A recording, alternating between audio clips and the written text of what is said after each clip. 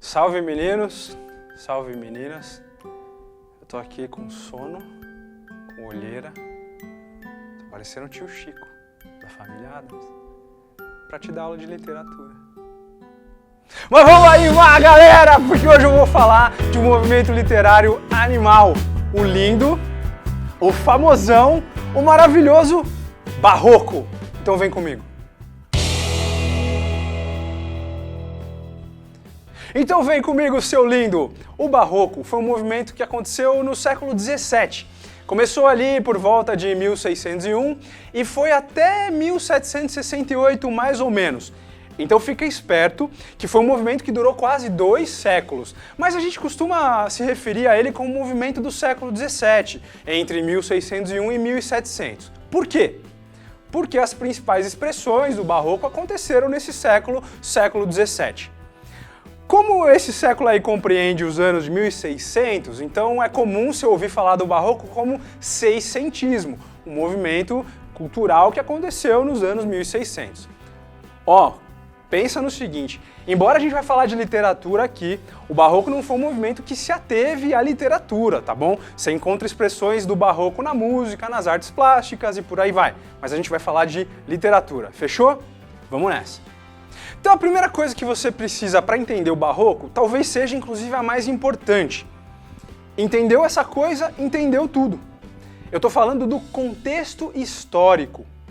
Por que é importante você entender o contexto histórico? Bom, porque se você souber como era a sociedade lá nos tempos do Barroco, como aquelas pessoas pensavam, o que elas sentiam, quais eram as aspirações, no que elas criam, quais eram os valores daquela sociedade, você vai conseguir entender melhor o porquê que os caras do Barroco escreviam o que escreviam. Então se liga no contexto histórico desse período que a gente chama de Barroco.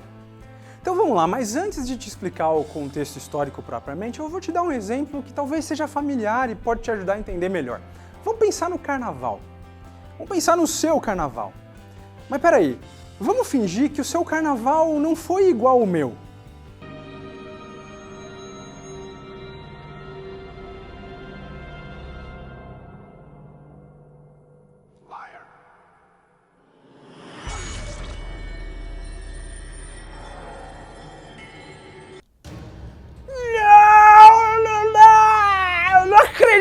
Que ele morreu! Eu odeio Walking Dead! Eu odeio! Eu vou assistir mais um episódio. Não. Vamos fingir que o seu carnaval foi mais ou menos assim.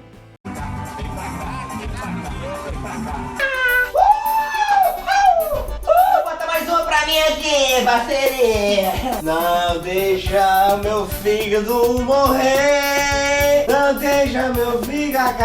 Pois é, o seu carnaval foi tão louco, você zoou tanto que, em comparação com você, essa menina aqui voltou a ser essa aqui, ó. Beleza. Aí chega aquele dia que você nunca gostaria que chegasse, mas que sempre chega. A quarta-feira de cinzas. Ah, quarta-feira de cinzas. Você acorda com aquele gosto de morte na boca. Parece que você lambeu o Anhembi inteiro, do começo ao fim. Aquela dor de cabeça e o fígado.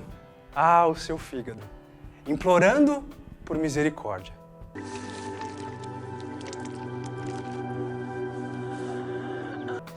Esse aí é você. Justo você que no ano anterior tinha jurado que ia pegar mais leve no carnaval do ano seguinte. Esse aí é você, dizendo: oh, meu Deus, onde que eu fui me meter? Onde que eu fui enfiar minha cabeça? Eu preciso mudar de vida, meu Deus, eu preciso tomar jeito, eu preciso me tornar uma pessoa melhor, que eu tô sofrendo, eu não vou mais fazer isso. Só que aí, entre um engove e outro, você começa a lembrar daquela zoeira toda. Começa a lembrar que você tocou o terror no carnaval e bate uma saudadezinha e de repente você se pega planejando o que você vai fazer no próximo sábado, a baladinha. Mas aí o seu fígado, sempre o seu fígado, volta a te atacar de novo e te corroer por dentro. E você, não, eu não posso, eu tenho que te mudar. Basicamente, esse é você na quarta-feira de cinzas. Praticamente um pêndulo moral, condenando a vida louca do carnaval, mas sentindo aquela saudadezinha, aquela vontadezinha de voltar pra zoeira. Meu amigo, ao fazer isso, você está sendo basicamente barroco, ou algo parecido. Eu explico. Então, amigão, esse foi só um exemplo para você entender mais ou menos, ou começar a entender, qual era o contexto histórico do barroco. Então vamos lá, século XVII, o que estava rolando? Brother, o século XVII só herdou treta, só herdou desgraça dos séculos anteriores. Então, no mesmo balaio ali do século XVII, a sociedade estava sendo influenciada por três coisas basicamente. Olha que simples. Em primeiro lugar, a reforma protestante. Em segundo lugar, a reação da igreja à reforma protestante, a chamada Contra-Reforma. E em terceiro lugar, o Renascimento. Tava muito louco. Bom, então vamos lá, vamos falar um por um dos três elementos aí que estavam influenciando o comportamento, os pensamentos do homem do Barroco. O primeiro deles, a Reforma Protestante. A Reforma Protestante foi um movimento que aconteceu no século XVI, mas que ecoou no século XVII, o século do Barroco. Foi um movimento que começou mais ou menos ali no ano de 1517. O que aconteceu? Lá na Saxônia, que hoje é a Alemanha, um monge agostiniano chamado Martinho Lutero olhou para os ensinamentos da Igreja Católica e observou que tinha algumas coisas com as quais ele não concordava. Aí o que ele resolveu fazer? Ele resolveu protestar abertamente contra isso, declarar que ele não concordava com esses ensinamentos. E esse foi o início da Reforma Protestante. O que o Martinho Lutero e os outros reformadores condenavam basicamente? Bom, um dos pontos principais era o tal do pagamento de indulgências. O que era isso basicamente? Era você, cheio dos pecadão aí, cheio das coisas erradas, chegava lá e pagava uma graninha para a Igreja Católica como forma de comprar o seu perdão, o perdão dos seus pecados. Esse aí era o pagamento de indulgências. O Lutero e os outros reformadores olharam para isso aí e falaram: isso aí errou feio, errou rude, não tá certo não. E essa foi a raiz e o começo, um dos motivos do começo da Reforma Protestante. Bom, e esse movimento aí de reforma da doutrina católica fez um maior barulho e acendeu a luz vermelha para a Igreja Católica, a luz da alerta. Foi uma das primeiras vezes na história do cristianismo católico que um grupo resolveu confrontar os ensinamentos da Igreja Católica. E um grupo importante da sociedade naquela época, a burguesia, que estava ligada às atividades de comércio e de manufatura, passou a apoiar os reformadores, o que dava mais peso a esse movimento. E aí a igreja percebeu que se não fizesse nada, ia rodar. Pois é, e a igreja não ficou parada ali marcando toca não. No próprio século XVI, a igreja resolveu reagir a esse avanço do protestantismo, da reforma. E a essa reação a gente dá o nome de Contra-Reforma. E esse movimento também ecoou lá no século XVII, o século do Barroco. Bom, a Contra-Reforma, na real, foi um conjunto de medidas da Igreja Católica para tentar frear as heresias, que eles chamavam do protestantismo, e o avanço da fé protestante, evitar perder fiéis para os protestantes. Duas medidas da Igreja Católica foram as principais e que marcaram a Contra-Reforma. A primeira delas foi a criação da Companhia de Jesus.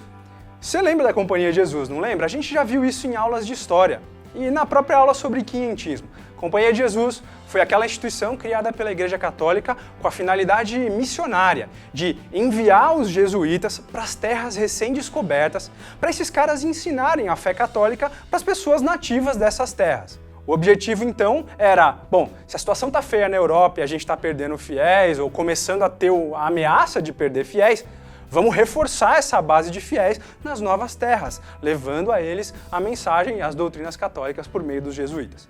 Tá aí, então, a criação da Companhia de Jesus. Ainda no século XVI, o Tribunal do Santo Ofício criou a Inquisição. E você já deve ter ouvido falar nesse período, né?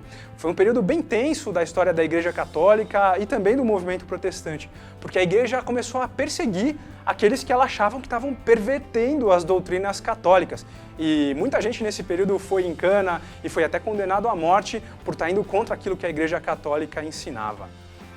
Então a gente vê nessa fase um esforço muito grande da Igreja Católica de reenfatizar suas doutrinas e reforçar sua presença na vida das pessoas que viviam ali na Europa, nos grandes centros, no século XVI. E isso, como eu disse, influenciou também o começo do século XVII. Tá, aí você me pergunta, professor, isso impactava a vida das pessoas? Impactava pra caramba, porque você nota um esforço muito grande da Igreja Católica para aumentar a sua influência, a sua presença no dia a dia da rapaziada. Você nota a igreja fazendo uma forte doutrinação moral, alertando seus fiéis contra o perigo das heresias protestantes, e isso tudo vai mexendo com a cabeça da rapaziada que vivia ali naquela época. Então a gente viu aí, reforma e contra-reforma, século XVI, mas influenciando também a vida no século XVII. E tinha um terceiro elemento, lembra? O Renascimento, influenciando a vida do homem do século XVII. Bom, o Renascimento foi um período da história, mais ou menos aí entre o século XV e XVI, mas também com ecos no século XVII. Foi um movimento cultural, econômico, intelectual, social e etc., que levou a mente do homem, que levou o homem europeu daquela época a uma espécie de resgate, de revalorização dos ideais da antiguidade clássica. Bom, o que isso significa? Esse movimento do Renascimento foi uma onda que levou o pensamento dos homens a uma valorização dos ideais naturalistas e antropocêntricos, ou seja, ganhou força novamente a valorização do homem, a valorização do intelecto humano, da ciência, daquilo que o homem era capaz de produzir. E também a valorização daquilo que era terreno, aos prazeres dessa vida, a comida, a bebida, outras coisas mais. Enfim, esse foi um dos impactos, um dos principais impactos do Renascimento na mente do homem desse período. Mano, então olha que situação, a Igreja Católica muito louca, tendo que lutar contra o avanço do protestantismo, mas também tendo que brigar em outra frente para conter o avanço desse mundanismo que o Renascimento trouxe, essa valorização daquilo que era, entre aspas, profano, em detrimento daquilo que era sagrado, aquilo que a igreja ensinava. Eita, então você tem aí a bagunça na cabeça do homem do século XVII. De um lado, os apelos da vida louca, dos prazeres, da comida, da bebida, da mulherada, da sabedoria humana. E do outro lado, um peso monstro na consciência por causa de toda aquela doutrinação da igreja. O medo louco do inferno, do tinhoso, do Satanás, de ter uma vida de pecado e depois ser condenado. Era essa a confusão na mente do homem do século XVII. Esse cara é basicamente um pêndulo moral, oscilando entre o sagrado e o profano. Que é mais ou menos, então, você, lá, amargo, na quarta-feira de cinzas, tendo que conviver com o seu fígado e a saudadezinha que sobrou da vida louca do carnaval. Que bagunça, né? É essa zona toda aí que vai estar dentro da cabeça do homem que viveu no século XVII e, portanto, viveu quando ocorreu essa manifestação literária, esse movimento literário chamado de Barroco. Se você entendeu esse pano de fundo, vai ficar muito mais tranquilo entender o que esses caras escreveram e por que é que eles escreveram o que eles escreveram. E aí, você gostou dessa aula? Então curte aí, compartilha, troca uma ideia com a gente, comenta dizendo o que você achou e não perde a próxima aula, porque a gente vai continuar falando de Barroco, beleza? Aquele abraço!